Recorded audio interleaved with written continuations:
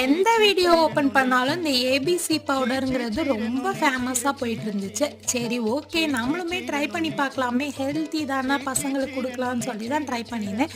ஒரு கேரட், ஒரு பீட்ரூட், ஒரு ஆப்பிள் மூணையும் தோலை நல்லா சீவிட்டு அதை நல்லா கழுவிட்டு நல்லா இந்த மாதிரி சீச்சு எடுத்து, நம்மளுக்கு வெயிலில் காய போடுற வேலை கிடையாது, அதனால அவனில் வச்சுட்டேன்.